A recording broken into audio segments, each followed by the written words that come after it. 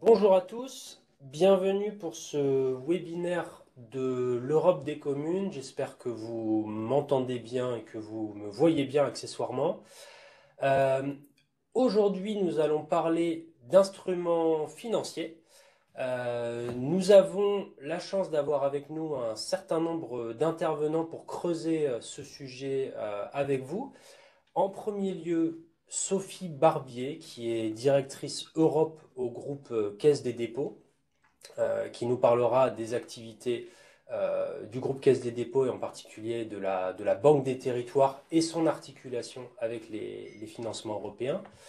Nous avons également Marc Rovigo, donc DG du syndicat mixte des transports en commun de la commune de Belfort, qui nous fait le plaisir, l'honneur de venir aujourd'hui pour nous parler un petit peu de son expérience de porteur de projet qui a pu bénéficier d'instruments financiers de la part des financements européens. Et puis nous aurons également à la fin Stéphane de Schristé, qui s'occupe du secteur public France à la Banque européenne d'investissement. Donc, quelques mots de rappel sur l'Europe des communes pour ceux d'entre vous qui nous rejoindraient pour la première fois. En synthèse, l'Europe des communes, c'est un service de la Commission européenne en France, parce que la Commission européenne est présente pas seulement à Bruxelles, Luxembourg, mais aussi en France, avec des équipes à Paris et Marseille. Et c'est au sein de cette représentation de la Commission en France, l'équipe et le service qui spécifiquement s'adresse aux collectivités locales. L'ambition, c'est quoi? L'ambition, c'est d'apporter des réponses concrètes aux questions que se posent, aux besoins des collectivités. Non pas je dirais, en communiquant avec de la matière classique européenne, les communiqués de presse, des choses comme ça, mais en essayant vraiment de partir de besoins, de questions opérationnelles que peuvent se poser les collectivités, et en essayant d'y répondre en travaillant cette matière européenne qui peut être assez complexe pour la rendre plus accessible, pour la rendre plus claire, au plus grand nombre. Hein. Et l'idée, c'est d'aller de manière assez granulaire aussi s'adresser aux plus petites collectivités, et notamment aux communes et aux intercommunalités. Alors, aujourd'hui, on va faire un zoom sur les instruments financiers dans les fonds européens. Et notamment, on va passer pas mal de temps avec Madame Barbier à voir ce que la Banque des territoires, que vous connaissez bien, a à offrir en la matière. Pourquoi parler d'instruments financiers? Parce que je pense que certains d'entre vous qui peuvent être porteurs de projets, vous avez, quand vous entendez parler de financement européen, souvent vous pensez plutôt aux subventions. Souvent même, vous avez pu l'approcher via du FEDER, de la politique de cohésion. Mais le fait que vous pouvez aussi aller chercher des instruments financiers du côté de l'Europe, c'est peut-être moins clair et moins bien perçu. Alors déjà, instrument financier, qu'est-ce qu'on entend par instrument financier? Parce que c'est un peu notre jargon, mais enfin ça peut concerner un certain nombre de choses. Dans notre jargon à nous, instrument financier, c'est en gros tout ce qui n'est pas de la subvention. Donc ça va être les financements dont vous pourrez bénéficier, qui sont soit de la dette, un emprunt assez classique comme vous pouvez l'imaginer assez facilement, mais aussi des garanties. Là c'est déjà un petit peu plus complexe, où l'argent européen, en synthèse, vient vous garantir, vous, auprès d'un établissement auprès duquel vous allez emprunter, et donc vous permettre d'emprunter à des meilleures conditions. Mais ça peut aussi être du capital, de l'equity, enfin de la prise de participation, et tout un tas d'autres instruments un peu intermédiaires, typiquement entre la dette et l'equity. Ça peut être de la dette junior subordonnée, ça peut être des obligations convertibles, donc qui sont voilà, toute une myriade d'instruments. Ça fait aussi partie de la panoplie des fonds européens en appui et dans certains cas en complément, et on y reviendra, de la subvention. Alors, l'utilisation des instruments financiers dans le budget européen, c'est quelque chose qu'on essaie de pousser au niveau européen depuis quelques programmations budgétaires, depuis quelques décennies même maintenant. Pourquoi? Parce que la première idée, elle est assez simple, c'est que si on fait de l'instrument financier au lieu de faire de la subvention, les gens vont pouvoir réutiliser des fonds. Il y a une nature revolving, récurrente. Une fois que ça a été remboursé, ça revient dans le budget. Donc ça permet de multiplier, d'avoir un plus grand levier avec une même somme budgétaire initiale. Ça va permettre aussi de faire des choses assez innovantes en matière de blending, on y reviendra, donc en mélangeant différentes sources de financement et différents instruments financiers qui, chacun dans la structuration du projet, vont jouer un rôle très spécifique de partage et de gestion du risque. Et dernier intérêt, c'est aussi l'impact, parce que les instruments financiers, et on va y revenir, pour les débourser, on passe par des intermédiaires. Et le fait d'avoir des intermédiaires, on forme un peu les prescripteurs, on forme ces intermédiaires qui vont être au contact des projets. Et donc on fait aussi levier en agissant à cet échelon intermédiaire. Alors, les instruments financiers soutenus par le budget européen, euh, un petit point de rappel, donc je me posais ici la question, quel canot, comment est-ce que ça arrive jusqu'aux porteurs de projets? Une première chose à garder en tête, c'est que une partie des fonds de la politique de cohésion, encore une fois qui est peut-être souvent votre premier point d'entrée vers les financements européens, peut aussi ne pas seulement être déboursé sous forme de subvention, mais peut être déboursé sous forme d'instruments financiers. C'est quelque chose qu'on encourage, Commission européenne, pour les raisons que je viens d'évoquer. Donc, on a la possibilité, y compris en France, dans tous les pays, y compris en France, d'avoir des autorités de gestion qui décident d'utiliser des instruments financiers à la place de subventions pour répondre à un certain nombre de politiques et de priorités. Dans le cadre de la France, c'est pas quelque chose dont les autorités de gestion se sont vraiment saisies pour cibler les collectivités locales. Donc c'est un point que je voulais faire en introduction pour le garder en tête, parce que encore une fois, on pense que c'est une bonne idée et on pense que ce sera peut-être le cas dans de futures programmations, que les autorités de gestion donc se saisissent des instruments financiers pour la politique de cohésion à destination des collectivités. Mais pour l'instant, c'est plutôt quelque chose qui est circonscrit au soutien aux PME et au soutien à l'innovation. Voilà, en synthèse. D'accord. Du coup, les instruments financiers qui ont vocation à toucher les collectivités locales et dont on va parler, on passe par des intermédiaires, des partenaires, des intermédiaires financiers. Le premier que vous connaissez, auquel vous pensez souvent peut-être quand on pense à l'Europe, c'est la BEI, qui est évidemment le bras financier armé de l'Union européenne. Et on aura l'occasion d'y revenir plus en détail avec Stéphane de Chrysté pour rappeler un petit peu le rôle que joue la BEI là-dedans. Mais c'est pas seulement la BEI, c'est pas le seul partenaire, seul intermédiaire avec lequel on travaille. Et aujourd'hui, on a voulu faire un peu plus de place à la Banque des Territoires. Parce que la Banque des Territoires, on sait que vous les connaissez via tout un certain nombre de programmes et d'instruments qu'ils proposent. On a voulu vous rappeler aussi, à l'occasion de ce webinaire, que parfois l'Europe, elle est derrière. Vous ne savez pas forcément qu'elle est là. Mais vous avez un intermédiaire auquel vous êtes confronté, avec lequel vous travaillez.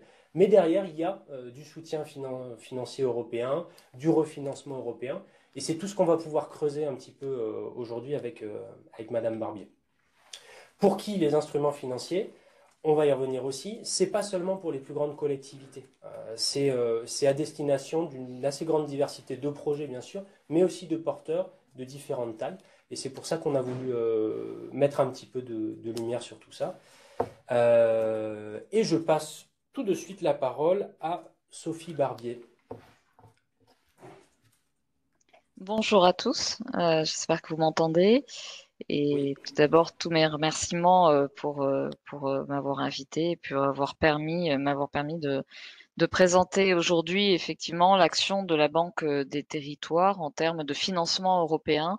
Donc peut-être sans plus attendre, je vais passer à la diapo suivante pour introduire, et encore celle d'après, pour introduire mon propos. Mais en fait, je vais redire peut-être d'une autre manière ce que Pierre vient de présenter de manière très synthétique.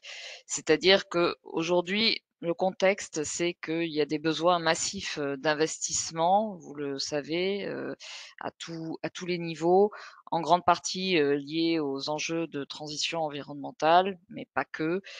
Mais par exemple, on peut penser, aux besoins en termes d'efficacité énergétique, des bâtiments. En France, en application du décret, tertiaire, on peut penser à la mobilité, durable, au traitement des déchets et cetera. Et donc, si on prend, simplement, les investissements, climat, on doit, l'Union européenne doit doubler son niveau d'investissement, pour atteindre les objectifs de l'Union, pour 2030. Et donc le petit schéma, qui est sur, cette, diapositive montre l'effort que les collectivités, territoriales doivent, faire elles-mêmes, si on souhaite atteindre, les objectifs de la stratégie, nationale bas carbone. Il y a un véritable mur d'investissement puisque, les collectivités devront doubler leurs investissements, d'ici, 2030 pour atteindre ces objectifs.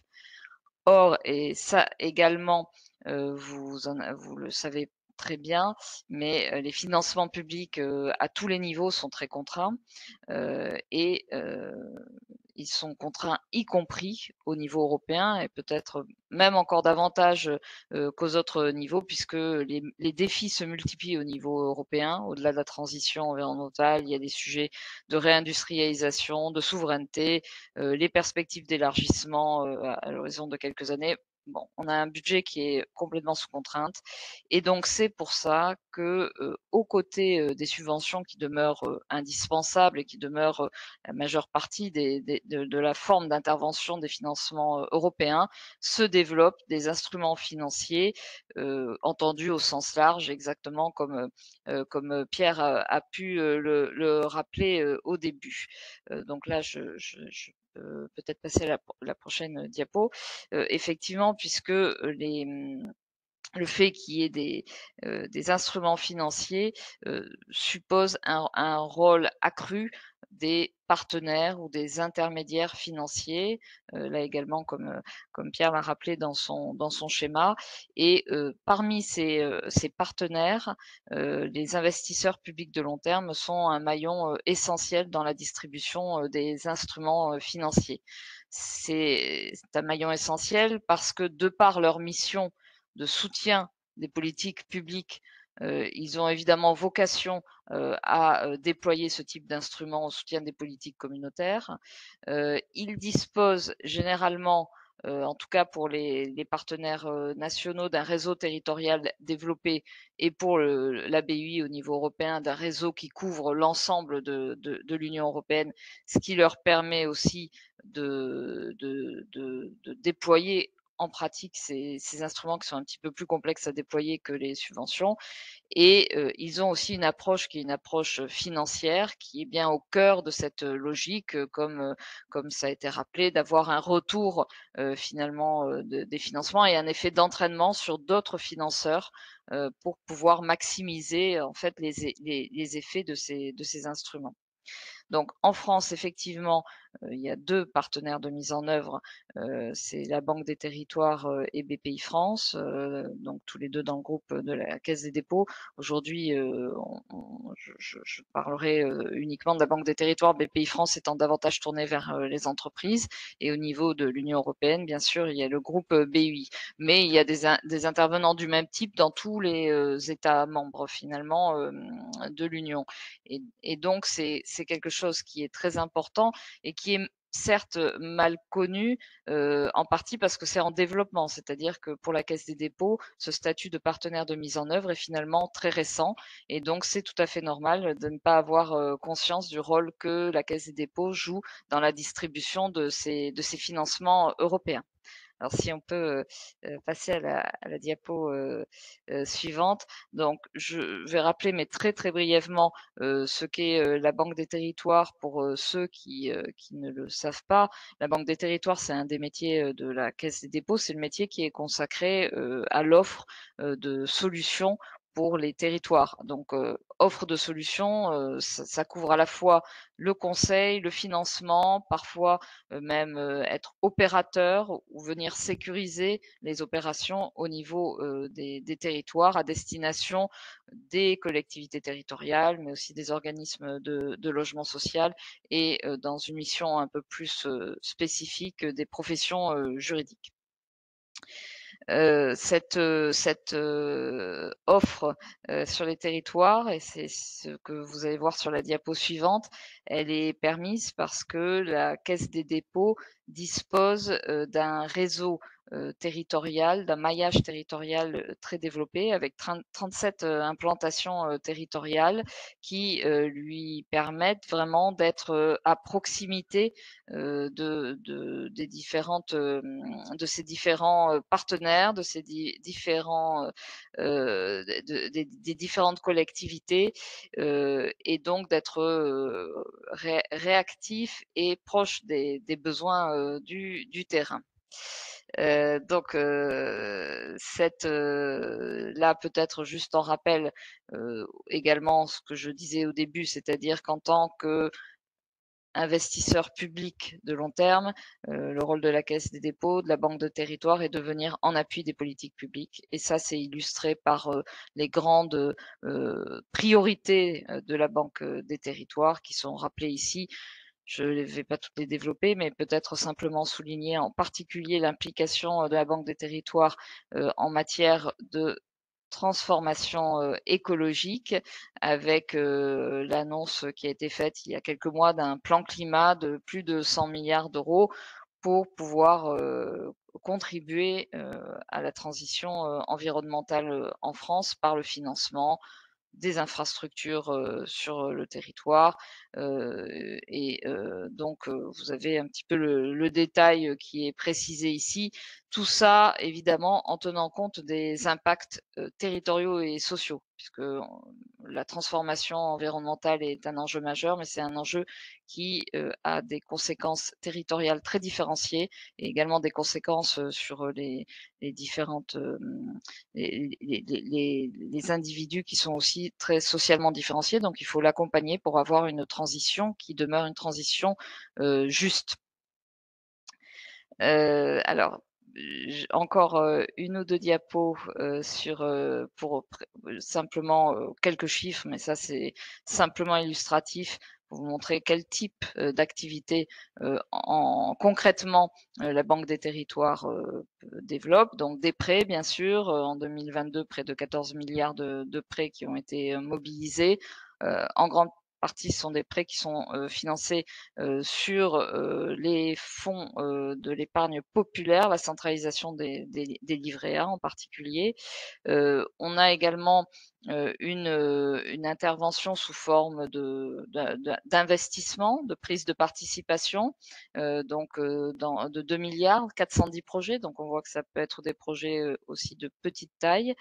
Et puis les autres chiffres, en particulier 410 projets soutenus dans le cadre du programme Action Cœur de Ville, c'est pour illustrer également, d'un point de vue chiffré, l'accompagnement que la Banque des territoires peut offrir aux porteurs de projets, que ce soit de son propre chef ou dans le cadre de programmes nationaux tels que, Action Cœur de Ville.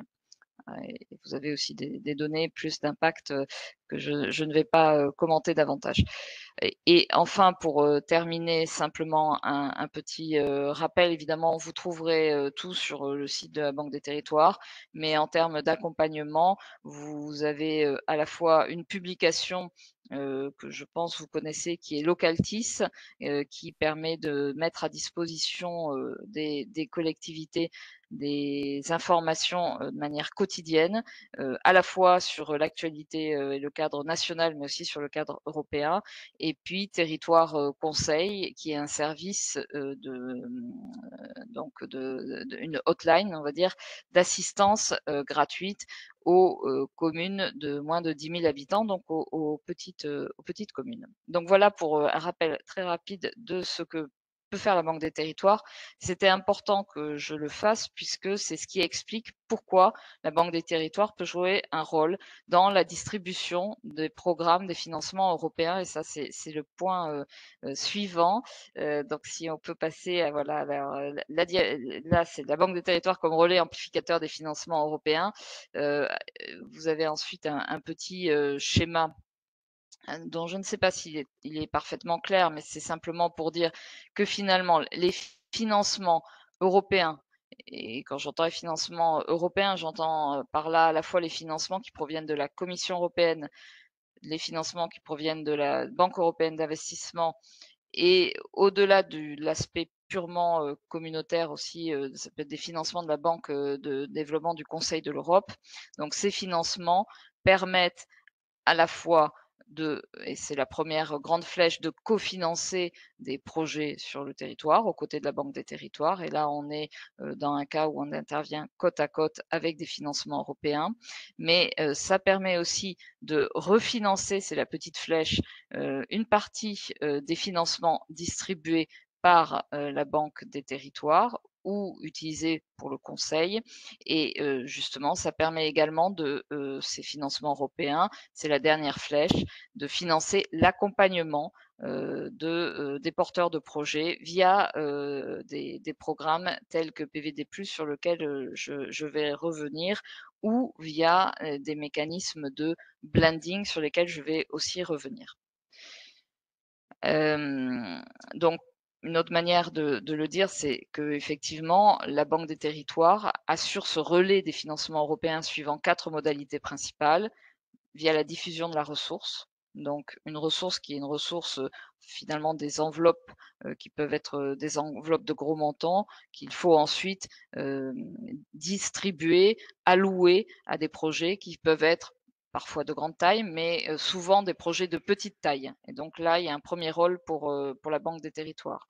La Banque des territoires vient également amplifier les programmes communautaires en mettant, donc ces ressources en combinaison avec, des financements européens. Troisième modalité, c'est en accompagnant les porteurs de projets et enfin, sur, une dernière modalité, c'est quand les financements européens permettent à la Caisse des dépôts de, déployer une offre, spécifique ou, de faciliter le déploiement, d'une de ces offres. Donc je vais revenir, sur ces 4 points. Donc sur le premier point sur la diffusion, des ressources européennes, peut-être que le point, majeur porte sur, le partenariat que la Caisse des dépôts a avec la Banque européenne d'investissement et donc Stéphane, décrira ensuite, les modes d'intervention de la Banque européenne, d'investissement. Mais une de ces modalités d'intervention est d'intervenir par le truchement, de la Banque des territoires via, des enveloppes de prêts qui sont accordées à la Banque des territoires pour que la Banque des territoires elle-même puisse ensuite accorder des prêts sur l'ensemble du territoire pour des petits projets. Alors, c'est des prêts qui sont spécifiquement dédiés au secteur public local ou aux organismes de logement social. Notre modalité, au-delà des financements intermédiaires sous forme de prêts, ça peut être aussi des financements intermédiaires sous forme de prise de participation, donc dans des projets. Et là, c'est dans des outils assez plus spécifiques, par exemple sur le verdissement des flottes de bus où nous avons une plateforme, enfin un instrument commun avec la Banque européenne d'investissement pour financer l'électrification des flottes de bus, par exemple. C'est des montants quand même importants puisque grâce au partenariat avec la BEI depuis 2013, puisque nous avons fêté l'année dernière les 10 ans de ce partenariat, nous avons quand même diffusé plus de 11 milliards de financement par ce biais-là. Et peut-être pour aussi donner un petit peu plus de matière, si on regarde une de ces enveloppes, alors c'est pas la plus récente, mais c'est celle sur laquelle on a des données chiffrées, on voit que c'est cette enveloppe qui est dédiée au financement du secteur public local pour des projets dont le montant ne dépasse pas 25 millions d'euros. Finalement, touche des projets qui sont d'une taille, plus petite généralement, que le maximum qui serait possible, qui est, de la moitié de ces 25 millions, donc 12,5 millions. Mais on voit sur ce graphique qu'en fait, 2 tiers des projets sont des projets qui reçoivent des prêts de moins de 1 million d'euros. Donc quand même des petits projets qui bénéficient, du coup alors c'est le camembert duo, qui bénéficie aux communes et aux EPCI, là aussi, très majoritairement, aux 2 tiers, et qui permettent de financer des thématiques, très variées avec l'eau, l'assainissement, tout ce qui est, mobilité, rénovation, des bâtiments, scolaires, rénovation des bâtiments, publics.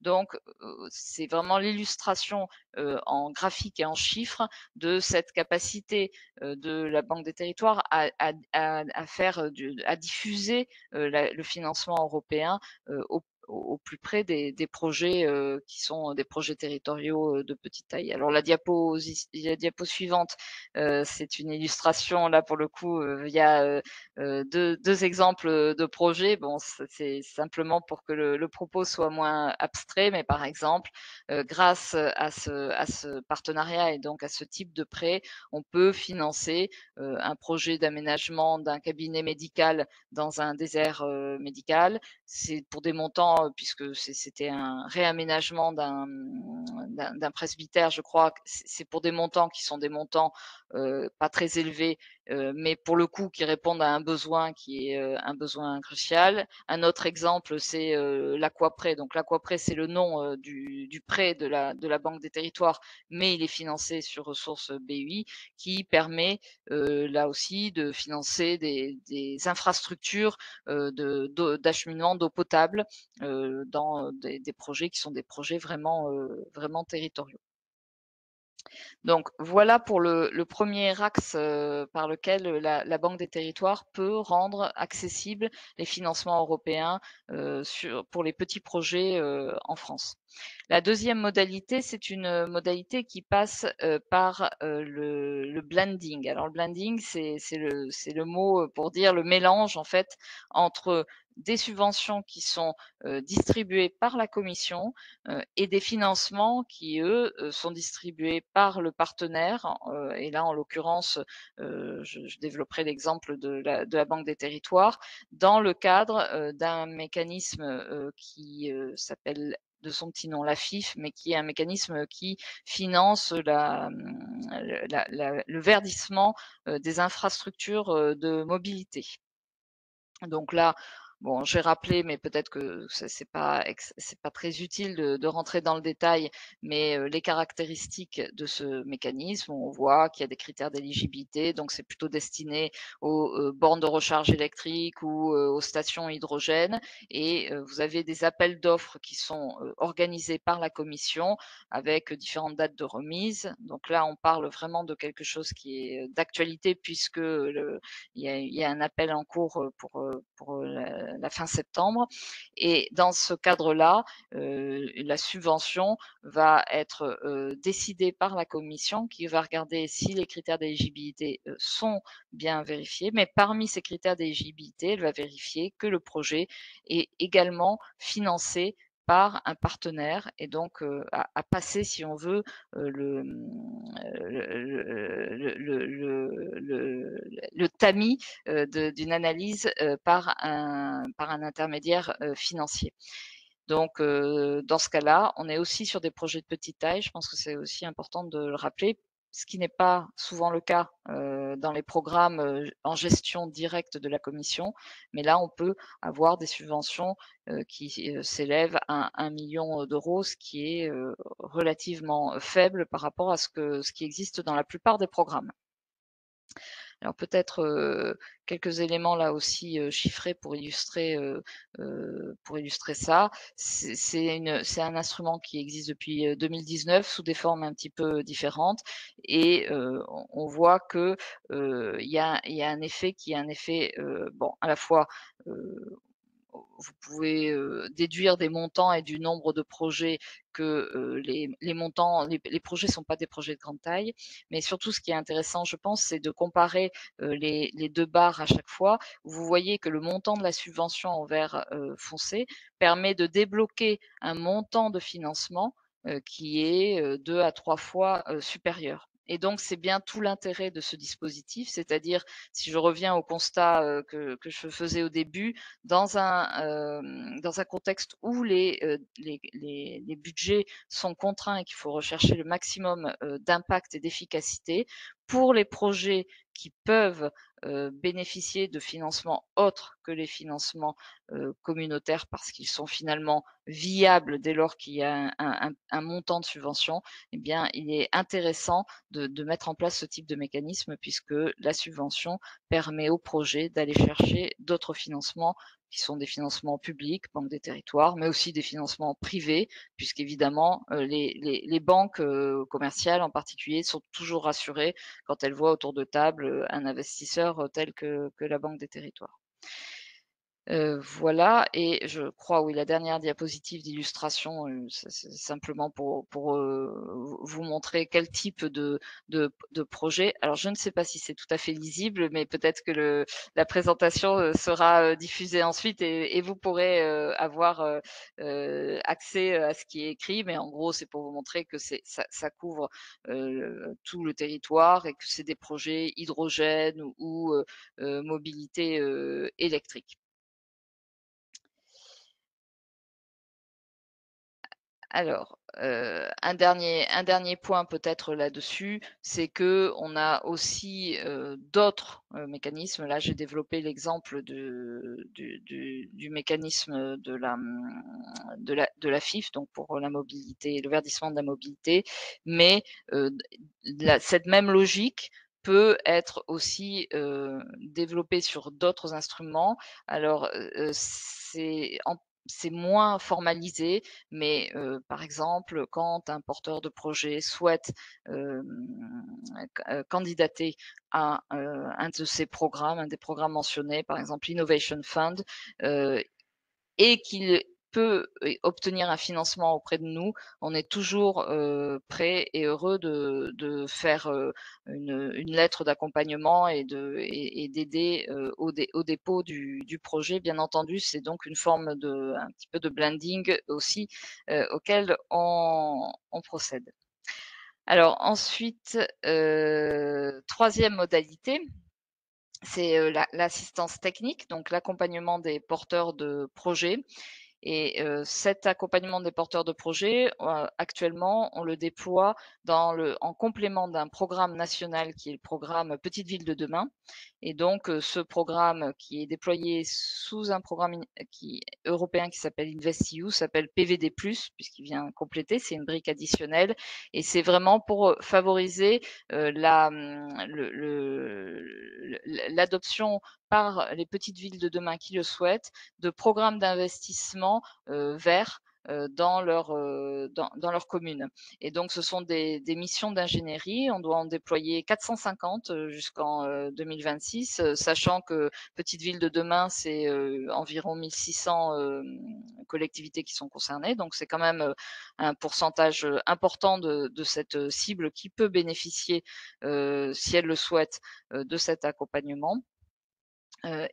C'est à la fois, ça permet de favoriser, là encore, l'émergence de petits projets, mais aussi, la, transition environnementale, heu, partout et même, à petite échelle et finalement, les enjeux de transition environnementale font que, il faut, aussi et peut-être même surtout, traiter de projets, diffus sur, l'ensemble du territoire si on veut atteindre, les objectifs, ambitieux que l'Union européenne, s'est fixé, que la France, s'est fixé.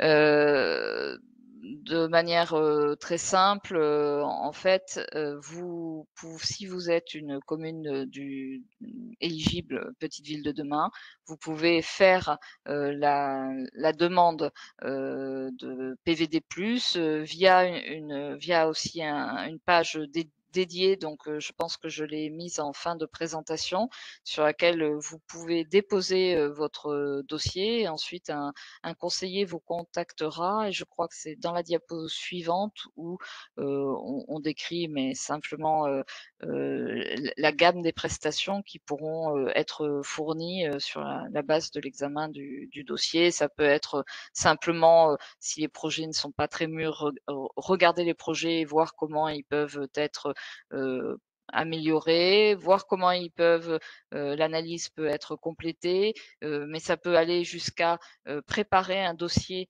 pour soumettre, une demande de financement dans le cadre d'un programme, européen. Donc l'identification des programmes européens, qui sont, comment dire?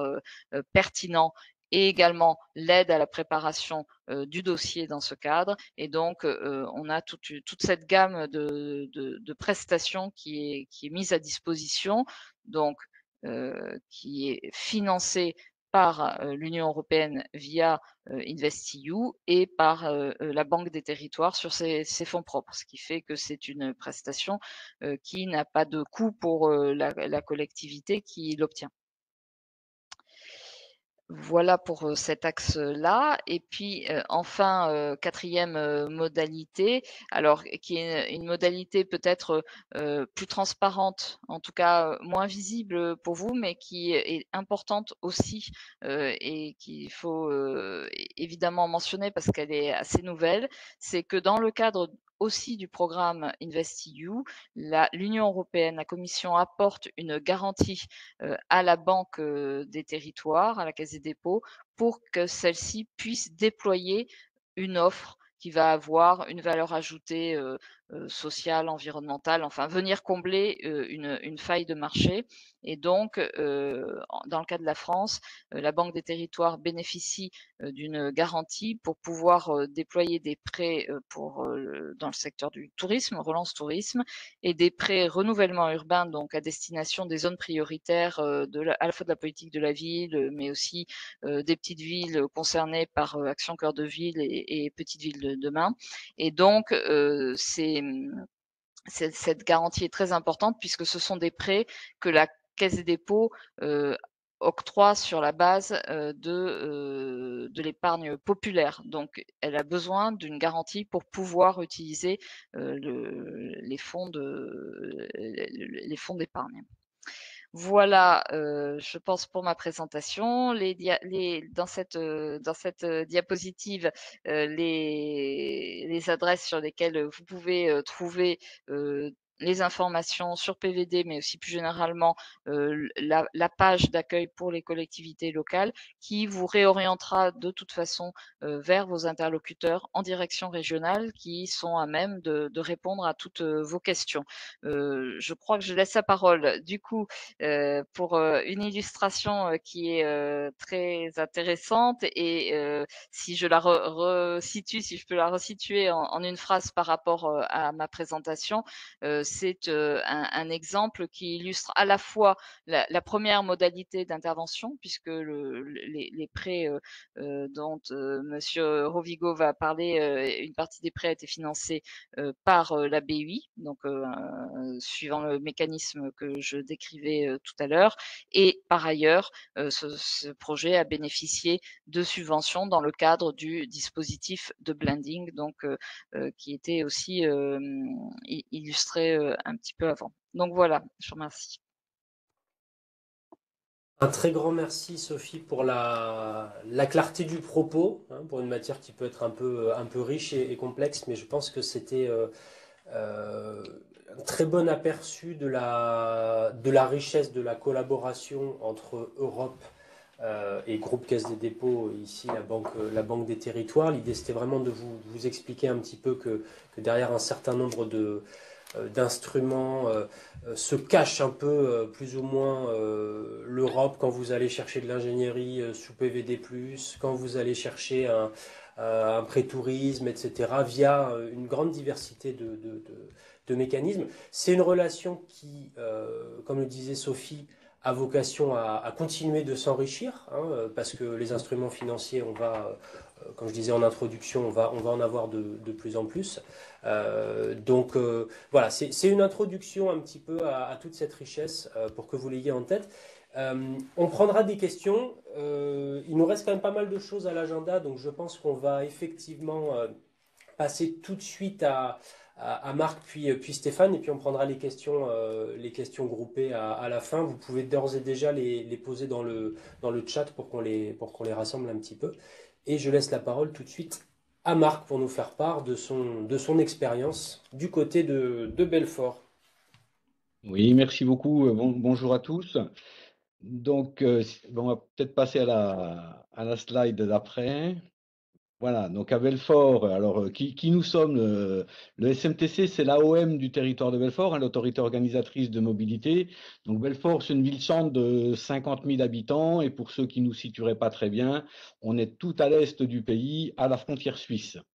Donc nous, on développe un projet d'écosystème hydrogène qui est basé sur la décarbonation de notre flotte de bus et sur la diversification économique, parce qu'on est très centré dans le territoire de Belfort sur l'automobile.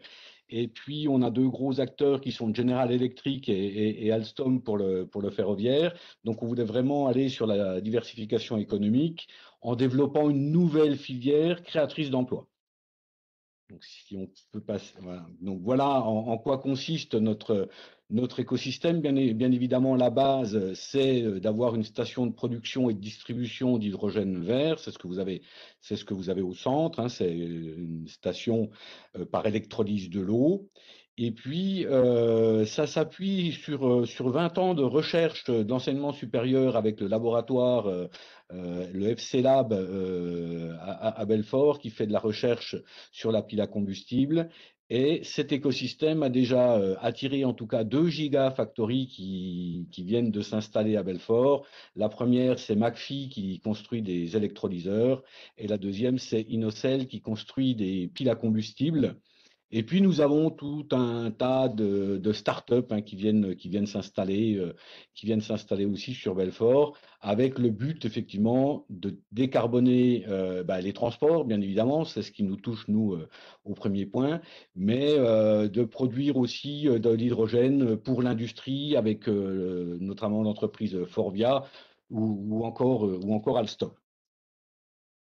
Si on vient maintenant sur notre projet à nous dans cet écosystème, donc dès le printemps, et là on est à une quinzaine de jours de la mise en production de la station hydrogène. Là, elle est en test, mais la construction est terminée. Donc nous, on a acheté 7 bus qu'on a depuis 6 mois et qui vont rouler en production commerciale à partir d'une quinzaine de jours, comme je le disais.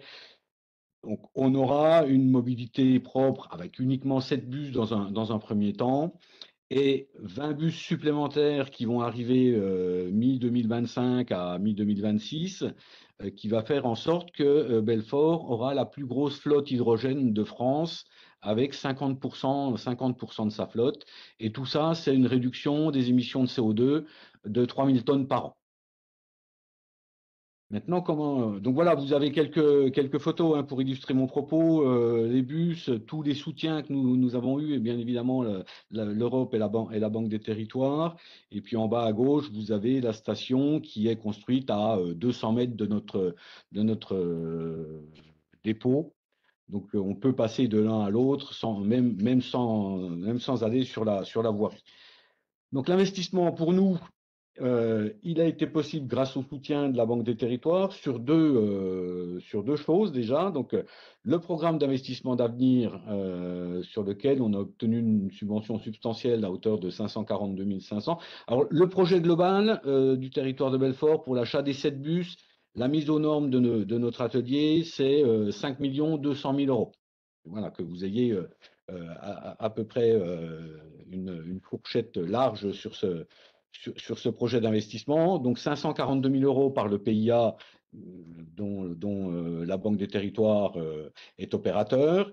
Et puis on en parlait tout à l'heure via le CEF Blending, où en gros la Banque des territoires, comme c'était expliqué, est quand même caution de la validité et de la viabilité de notre projet. Donc là, on a été retenu aussi à hauteur de 522 775 €, ce qui représente 20% du surcoût de l'achat de nos bus entre le prix d'un bus diesel et le prix d'un bus hydrogène. Et bien évidemment, parce qu'on ne peut pas financer ça seul, on a sollicité un prêt auprès de la Banque des territoires que nous avons obtenu à hauteur d'1,5 million d'euros. Donc au final, si on va sur la slide suivante, on peut voir que, alors c'est petit, là aussi j'espère que vous aurez des slides et la présentation jointe. Le prix d'un bus à hydrogène est aujourd'hui d'un peu moins de 700 000 €, un bus diesel un peu moins de 300 000 €, donc on a une différence à l'achat de 400 000 €. Et sans toutes les aides, aujourd'hui, ça n'est pas viable, ça n'est pas supportable par les AOM ni les collectivités territoriales. Donc via les prêts, via les aides de l'ADEME, du PIA et du CEF Blending, on a pu réduire la différence d'achat à 108 000 €. Voilà, ce qui fait que pour nous, en tout cas, grâce à l'intervention de la Banque des territoires et des systèmes de financement européens, on peut avoir un projet viable. Nous, on a eu ça sur les bus, mais voilà, c'est pas l'objet de mon propos, mais la station hydrogène, elle aussi, a bénéficié des financements européens et de la Banque des territoires. Voilà, juste en quelques minutes, l'exemple Belfortin. Merci beaucoup, Marc, d'avoir mis du concret. Ça nous donne un très bon exemple du type de projet qui peut bénéficier de la diversité, de ce foisonnement d'une certaine manière et de la complémentarité de ces différentes sources de financement et de la façon dont les instruments financiers peuvent venir vraiment compléter et renforcer la subvention classique. On n'est pas sur des projets gigantesques. Bon, 5 millions, c'est pas un petit projet, mais on n'est pas non plus sur des projets de grosses infrastructures à 50 millions, 60 millions, etc. Donc je pense que ça peut parler à un certain nombre de collectivités et de communes de taille même petite et moyenne dans leur projet. Je vais passer la parole à Stéphane côté BEI pour nous faire un petit rappel quand même, hein, parce que bon, on termine par la BEI, mais qui reste le meilleur allié de la Commission européenne, le bras armé financier de l'Union européenne, pour nous faire quelques rappels sur les activités de la BEI au service public, et puis l'articulation un petit peu avec ses partenaires aussi qu'on vient de voir, et notamment la Banque des territoires. Stéphane. Oui, bonjour, donc Stéphane de Christet, je travaille à la direction des opérations de la BEI et je suis basé à Paris. Moi, je fais du financement à destination des collectivités locales et autres entités du secteur public, essentiellement sur la région Île-de-France, mais j'ai d'autres collègues qui travaillent sur l'ensemble de la France et je suis aussi en charge de la coordination du partenariat avec la Caisse des dépôts et je mets en place notamment les enveloppes de financement à taux fixe dont Sophie a parlé précédemment. Alors, je voulais faire d'abord un petit rappel avant de vous expliquer comment ça fonctionne concrètement de notre point de vue BEI prêteur auprès de la CDC, Banque des Territoires. Un petit rappel sur la BEI tout d'abord. Donc la BEI, c'est la banque de l'Union européenne, c'est détenu par les 27 États membres de l'Union et elle a été créée en 1958, donc elle a plus de 65 ans maintenant, avec un objectif premier de cohésion. Aujourd'hui, c'est 4000 salariés qui sont essentiellement basés à Luxembourg, mais on a aussi des bureaux dans l'ensemble des États de l'Union européenne, dont à Paris. Et on développe environ, là c'est la prochaine diapositive, environ 80 à 90 milliards de financement par an, dont 90% dans l'Union européenne, sachant qu'on intervient aussi dans le reste du monde, et selon 4 priorités. Ça va être l'innovation, mais plus généralement aussi la recherche et l'éducation, l'environnement, les infrastructures et les PME et ETI, notamment grâce à un réseau d'intermédiaires financiers. La priorité aussi transversale depuis de nombreuses années, c'est la lutte contre le réchauffement climatique. Et on a mis en place une feuille de route avec des objectifs très concrets, c'est de faire en sorte que 50% de nos financements soient liés à la lutte contre le réchauffement climatique, hein. On a arrêté certains financements pour des activités qui seraient trop carbonées, du type aéroport, voilà, ce genre d'activité. Et on s'est engagé à soutenir pour 1 000 milliards d'investissements sur la décennie 2020. Heu, on propose donc des financements, des garanties et de l'assistance technique aussi. Et ce qu'on vise, c'est effectivement avoir un effet catalyseur sur les investissements. On peut passer à la prochaine diapo. Pour vous parler de notre activité en France, on réalise alors selon les années entre 8 et 12 milliards d'euros de financement à peu près. Donc cette année, c'était 12 milliards d'euros, dont vous voyez une part action climatique relativement importante. On est déjà à 64% en France contre 50% qui était l'objectif à 2025 pour l'ensemble de la banque. Et sur le secteur public spécifiquement, puisque c'est ce qui nous intéresse, on a financé voilà, pour 4,5 milliards d'euros d'investissement, avec trois domaines clés. Ça va être les transports publics qui représentent 50% de nos financements. Donc on va s'adresser là essentiellement aux régions et aux métropoles. L'éducation aussi, 20%. Et là, on travaille à nouveau avec les régions et les départements pour les collèges. Et enfin, le logement social, 10% en collaboration avec la Banque des Territoires. Prochaine diapo, voilà, pour vous parler un peu de la gamme des prêts au secteur public et de nos deux modes d'intervention, puisque on peut intervenir en direct, et ça va être les deux schémas que vous avez à droite de l'image, enfin, qui s'appellent voilà, prêt à investissement et prêt cadre, qui sont des modes de financement par lesquels on s'adresse directement aux bénéficiaires. Et puis la gamme de prêts intermédiaires qui correspondent à notre intervention en collaboration avec la Banque des Territoires. Et là, très concrètement, on va signer un prêt, alors qui peut être de l'ordre de 500 millions d'euros à 1 milliard d'euros et qui sera disponible sur plusieurs années. Donc un prêt à taux fixe avec la Banque des Territoires qui lui permet de compléter son offre traditionnelle qui est indexée Livret A et qui va permettre de financer des projets à hauteur de 50% du coût d'investissement. Donc des projets de petite ou de moyenne taille jusqu'à 25 millions d'euros de coût d'investissement, sachant que le prêt peut représenter jusqu'à 50% de ce coût d'investissement. Et donc ce prêt est affecté régulièrement au prêt principal signé entre BEI et Banque des Territoires au cours de la période de mobilisation. Voilà, pour les prêts, enfin pour les projets de taille plus élevée, vous pouvez bien entendu vous adresser à nous, mais tout aussi bien à la Banque des Territoires.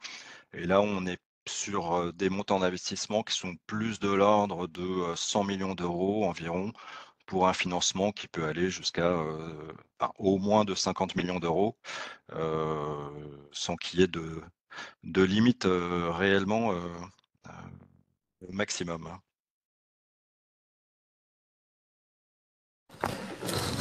Merci beaucoup Stéphane. On arrive au bout de l'ensemble des éclairages et explications qu'on voulait vous donner à ce stade. On a eu quelques questions dans le chat. Je vais laisser la parole à ma collègue Edita qui va en prendre quelques-unes. Vous aurez pour les questions qu'on n'aura pas le temps de traiter dans les quelques minutes qui nous restent, on s'efforcera de revenir par écrit à la suite de ce webinaire. On vous enverra le replay si vous avez adoré, que vous voulez le re-regarder ce soir enfin, ou très bientôt. Vous l'aurez, vous aurez le support PowerPoint et une réponse donc aux questions qu'on n'aura pas le temps de prendre. Mais en attendant, Edita, je te laisse la parole. Oui, ce sont principalement des questions pour Sophie Barbier et notamment on demande un rappel sur la différence entre les instruments financiers et les prêts classiques et en fait quel message faut-il diffuser aux collectivités locales pour les inciter à s'intéresser aux instruments financiers? Oui, alors sur cette question-là, bon, instruments financiers, ça c'est ce que rappelait finalement Pierre au début. C'est un mot pour désigner la dette, des investissements en capital, de la garantie. Donc d'un point de vue technique, c'est pas différent. Ce qui est différent, c'est la source de financement et donc les conditions qui y sont attachées. Donc c'est un financement qui est d'origine communautaire et donc avec des caractéristiques particulières. Du coup, la question, il me semble, elle était, elle couvre 2 choses. Enfin, en tout cas, voilà, ça c'est pour la différence vraiment si je parle instrument financier au sens financement européen. Après, les prêts classiques accordés aux collectivités par les banques, évidemment, ils existent. Moi, ce que je peux dire par rapport aux prêts offerts par la Banque des Territoires, c'est que c'est généralement des prêts qui vont être sur des objets d'abord qui sont quand même définis et qui ont surtout des maturités relativement longues. Comme l'a indiqué Stéphane, ce sont des prêts qui sont sur fonds d'épargne et donc qui sont comment dire, la tarification dépend du taux de livret A et non pas du risque de la contrepartie. Et quand c'est des financements sur ressources BI, c'est du taux fixe. Et je crois qu'il y avait une question là-dessus, le taux fixe qui va dépendre des conditions de la Banque européenne d'investissement essentiellement, qui se refinance sur le marché et qui est un très bon emprunteur qui bénéficie d'un triple A. Donc, ce sont des taux fixes qui sont des taux compétitifs de ce point de vue-là. Si je peux prendre une ou deux autres questions, vous me dites quand je m'arrête, mais un petit projet pour le MBIL, le montant plancher, c'est 40 000 €. Donc c'est vraiment des petits projets. Et comme on le voyait dans le graphique que je vous présentais, il y a près de 10% des prêts qui ont été accordés, qui étaient des prêts qui étaient inférieurs à 100 000 €. Donc c'est une réalité. Alors, cette première modalité ne concerne que des prêts, pas des subventions. Oui, les taux d'intérêt, donc j'y ai répondu. Aucun projet sur la Nouvelle-Aquitaine, ça, je pense que c'était la question par rapport au blending. Là, ça dépend vraiment des porteurs de projets. Donc nous, on est dans une logique pour le coup, comme on dit en langage communautaire, qui est conduite par la demande. Donc ça dépend des porteurs de projets. En revanche, par exemple, si on parle des prêts qui sont beaucoup plus étendus finalement, on voit qu'il y a des prêts, y compris évidemment en Nouvelle-Aquitaine, sur ressources BUI. Donc ça, on a traité. Pour les prêts, alors, l'équivalent subvention brute à calculer. Alors, il y a deux choses. Donc, sur les financements intermédiaires, non, pas spécialement. Et sur les prêts de la Banque des Territoires, pas spécialement. C'est des cas très rares quand il y a un objet économique qui est visé, mais généralement non. La partie blending peut être quelque chose à préciser par rapport aux questions justement sur les régimes d'aide d'État, c'est que le blending, justement, peut-être la spécificité, c'est que la subvention est bien le résultat d'une décision de la commission. Donc, ça n'est pas une décision prise par la Banque des Territoires, par exemple, ou par un organe national. Donc, il n'y a pas c'est pas soumis à aide d'État en tant que tel. Il peut y avoir des conditions sur l'intensité d'aide, évidemment, qui va être cumulée dans un projet, mais il n'y a pas de sujet d'aide d'État puisque la décision, elle est prise par la commission sur la base de l'instruction de Cinéa, de son agence spécialisée en la matière. Voilà. PVD+, alors le programme Village d'avenir, non, pour l'instant c'est PVD+. Alors peut-être qu'à l'avenir, quand on pourra reproposer des choses à la commission, ça sera possible. En revanche, pour Village d'avenir, on a bien une offre, mais qui n'est pas financée sur financement européen, qui est d'accompagnement un peu sur modalité, on va dire hotline, d'accompagnement de ces collectivités. Le traitement Gisler, alors ça, c'est un sujet un petit peu compliqué. Effectivement, alors c'est une référence à un produit sur lequel j'ai pas donné trop de détails, mais qui est Oblibus et qui est effectivement un prêt qui est accordé via un véhicule commun avec la BUI et qui a pour caractéristique d'avoir le remboursement de ce prêt va dépendre finalement du prix de l'électricité. Et en fait, dans un sens qui est que ce remboursement, enfin l'instrument est conçu pour protéger la collectivité et limiter les fluctuations qui seraient liées aux variations des prix de l'électricité.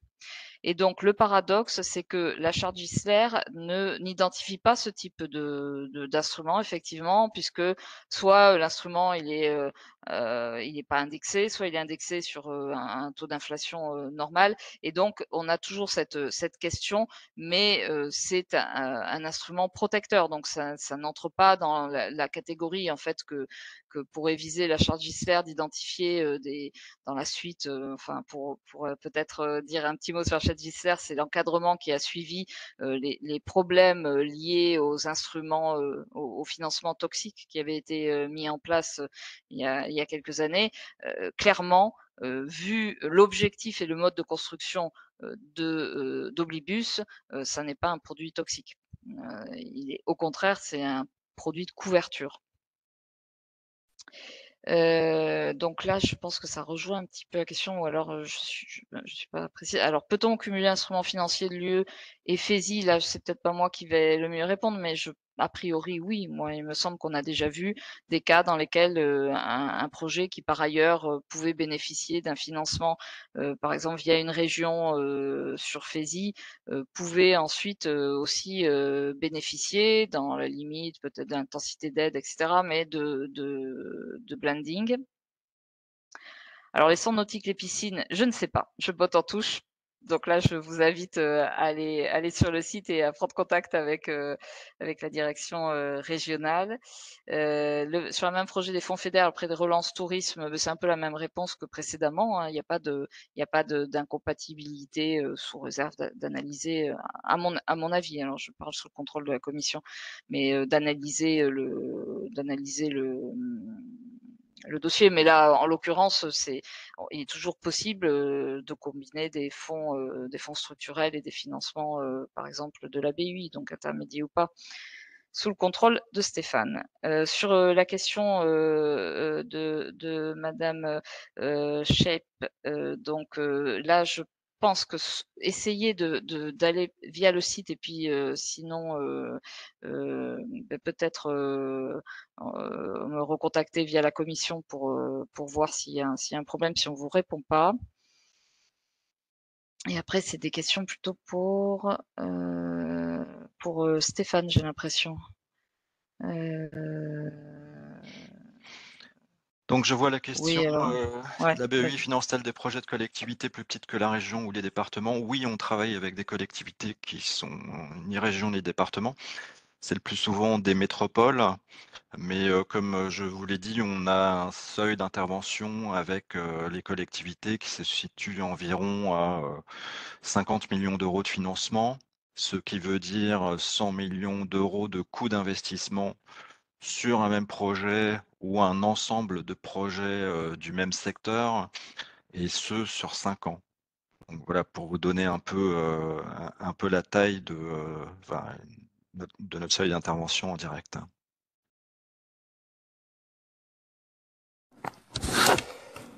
Merci Sophie et Stéphane d'avoir déjà pris un certain nombre de questions. Je pense qu'on va peut-être s'arrêter là, encore une fois, pour les quelques trous éventuels dans la raquette, dans nos réponses, on reviendra par écrit.